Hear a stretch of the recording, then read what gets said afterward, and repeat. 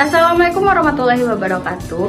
Halo everyone. Sebelumnya perkenalkan, nama saya Amanda Delvia Carolina dari Prodi Pendidikan Guru Madrasah Ibtidaiyah dengan NIM 2323240126. Pada video kali ini, saya akan menjelaskan materi tentang sejarah perkembangan hubungan internasional dengan mata kuliah pembelajaran PPKN MI atau SD dengan dosen pengampu Bapak Ageng Bizakwan Subak. Kira-kira kalian udah tahu belum ya apa itu hubungan internasional?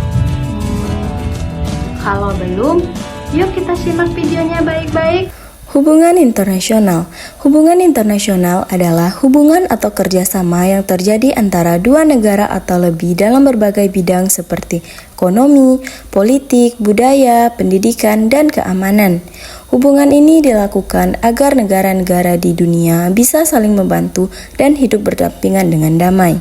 Adapun beberapa contoh sederhana hubungan internasional, yaitu Indonesia menjual hasil pertanian seperti kopi dan rempah-rempah ke negara lain. Indonesia bekerja sama dengan negara lain dalam bidang pendidikan seperti pertukaran pelajar. Dan yang terakhir yaitu Indonesia mengirim bantuan ke negara yang terkena bencana alam. B. Sejarah perkembangan hubungan internasional. Hubungan antar negara sudah ada sejak zaman dahulu. Berikut adalah beberapa tahapan perkembangan hubungan internasional dari zaman kuno hingga sekarang. Zaman kuno. Pada zaman dahulu, manusia mulai melakukan perjalanan jauh untuk berdagang dan menjelajahi dunia. Beberapa peristiwa penting dalam hubungan internasional pada masa ini adalah jalur sutra. Jalur perdagangan yang terkenal menghubungkan Tiongkok dengan Eropa melewati Asia Tengah dan Timur Tengah. Banyak pedagang yang membawa barang seperti kain sutra, rempah-rempah, dan perhiasan. Perdagangan antar kerajaan. Misalnya, kerajaan Mesir kuno berdagang dengan wilayah lain di Timur Tengah. Dan yang terakhir, kerajaan Majapahit dan Sriwijaya. Dua kerajaan besar di Nusantara yang memiliki hubungan dagang dengan India, Tiongkok, dan Arab. Zaman pertengahan. Pada zaman ini, hubungan antar negara semakin berkembang karena banyaknya ekspedisi atau penjelajahan ke berbagai wilayah baru. Bangsa Eropa seperti Spanyol dan Portugis mulai berlayar ke berbagai belahan dunia untuk mencari rempah-rempah dan berdagang. Bangsa Arab juga aktif dalam perdagangan dengan Nusantara dan memperkenalkan Islam di Indonesia. Zaman Perang Dunia. Pada Perang Dunia ke-1 tahun 1914 sampai 1918, perang ini terjadi karena ketegangan antara negara-negara besar di Eropa yang ingin memperluas wilayah dan kekuasaannya. Dua kelompok besar dalam perang ini adalah blok sekutu yaitu Inggris, Prancis, Rusia, dan kemudian Amerika Serikat. Blok sentral yaitu Jerman, Australia, Hongaria, dan Kesultanan Utsmaniyah atau Turki. Perang ini menyebabkan banyak korban jiwa dan kehancuran di berbagai negara. Setelah perang berakhir pada tahun 1918, didirikan Liga Bangsa-Bangsa atau LBB untuk menjaga perdamaian dunia. Namun organisasi ini kurang efektif dan tidak bisa mencegah perang berikutnya. Perang Dunia Kedua 1939 sampai 1945. Perang ini terjadi karena ketidakpuasan beberapa negara terhadap hasil Perang Dunia I dan keinginan beberapa pemimpin untuk memperluas kekuasaan. Dua kelompok utama dalam perang ini adalah blok sekutu Amerika Serikat, Inggris, Uni Soviet, Prancis, dan Tiongkok. Blok poros Jerman, Italia, dan Jepang. Perang ini meluas ke banyak wilayah di dunia termasuk Asia dan Pasifik. Jepang menyerang Asia Tenggara termasuk Indonesia yang saat itu masih dijajah Belanda. Perang Dunia Kedua berakhir pada tahun 1945 setelah Amerika Serikat menjatuhkan bom atom di kota Hiroshima dan Nagasaki, Jepang. Dampak dari Perang Dunia terhadap hubungan internasional yaitu banyak negara mengalami kehancuran ekonomi dan sosial akibat perang. Negara-negara sadar akan pentingnya kerjasama internasional untuk mencegah perang kembali terjadi.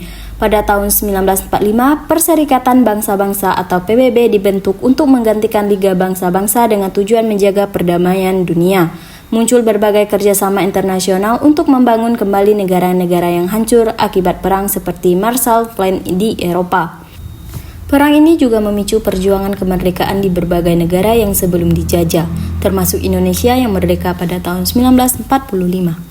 zaman modern dan globalisasi setelah 1945 sampai sekarang. Setelah Perang Dunia Kedua, negara-negara mulai bekerja sama untuk membangun dunia yang lebih baik. Tahun 1945 didirikan Perserikatan Bangsa-Bangsa atau PBB untuk menjaga perdamaian dunia dan membantu negara-negara yang mengalami kesulitan. Muncul organisasi kerjasama internasional seperti ASEAN atau Asosiasi Negara-Negara Asia Tenggara, Uni Eropa, dan G20. Kemajuan teknologi membuat hubungan antar negara semakin mudah seperti melalui internet, telepon, dan transformasi yang cepat. Manfaat hubungan internasional.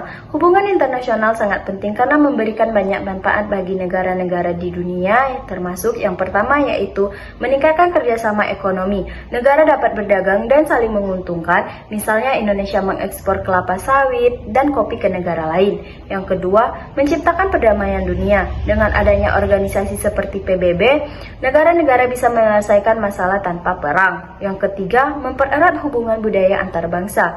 Kita bisa belajar budaya negara lain seperti makanan, tarian, dan bahasa. Yang keempat, negara yang mengalami bencana atau kesulitan. Misalnya ketika terjadi bencana alam, negara-negara lain bisa mengirimkan bantuan kemanusiaan. Jadi, kesimpulannya, hubungan internasional telah berkembang sejak zaman kuno hingga sekarang. Awalnya, hubungan antar negara terjadi melalui perdagangan dan diplomasi kerajaan, lalu berkembang menjadi penjajahan, perang, hingga kerjasama global untuk perdamaian. Saat ini, hubungan internasional semakin maju berkat teknologi dan globalisasi. Nah, cukup sampai di sini penjelasan materi tentang sejarah perkembangan hubungan internasional. Terima kasih telah menonton video ini sampai akhir. Semoga ilmunya dapat bermanfaat bagi kita semua. Wabillahi taufiq wal hidayah. Wassalamualaikum warahmatullahi wabarakatuh.